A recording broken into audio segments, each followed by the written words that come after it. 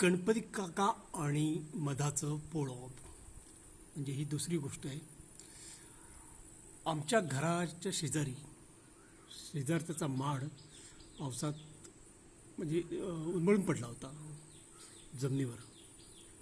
पण त्याला असलेलं मधाचं पोळं तसंच चिकटून होतं. माड जरी जमिनीला येऊन चिकटला तरी मधाचं पोळं काय आणि मधमाशा सोडून गेलेल्या नव्हत्या. मग एक दिवस ते गणपती काकाने बघितलं, अरे याला पोळं आहे आणि माशा आहेत आणि मधही आहे.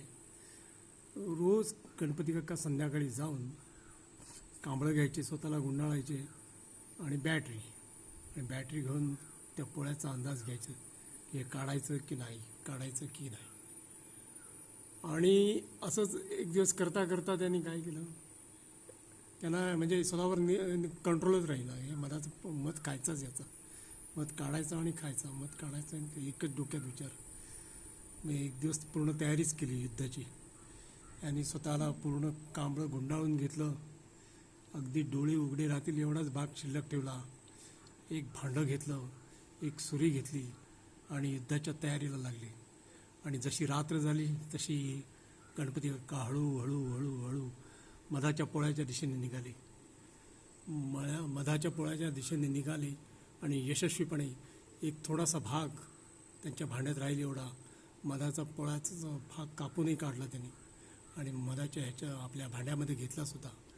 आणि काही अंतर लांब जाऊन त्यांना म्हणजे अतिशय कंट्रोल होईल त्यांना सुद्धा, मध खायचाच होता.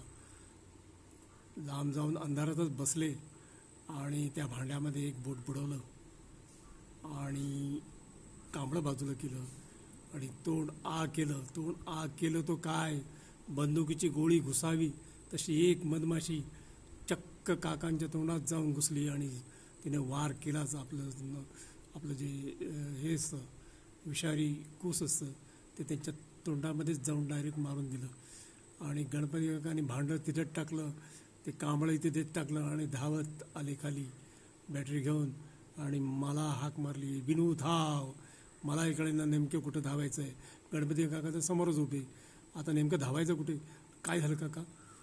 नाही, तोंडात माशी चावली, मधमाशी चावली, पटकन काढ. त्यावेळी तर काय दाबणच असायचे, बारीक सारीक काय बाकी हात दाबण, एक दाबण हाताला गावलं ते घेतलं. अरे एवढ्या ह्याच्यानं काय करतोयस, मला मारतोयस की काय? बरं, हातात कंदील, एक बॅटरी, ती सुद्धा बरीच वेळा वापरलेली म्हणजे डिम झालेली बॅटरी आणि कंदीलाने बघावं तोंडात तर रॉकेल उठण्याची भीती. बॅटरीनं बघितलं तर कुस काय दिसेना, तरी पण प्रयत्न माझे चालू ठेवले. मी एक बोटाने अंदाज घेतला तर बारीक काहीतरी लागत होतं आणि कसं तरी चिमटीत धरून काढलंच शेवटी.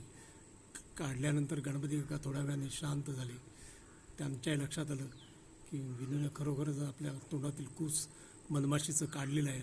आणि गणपती काकांनी तोंड मिटवून घेतलं आणि पुन्हा ते इकडे तिकडे बघू लागले. आता काय काका?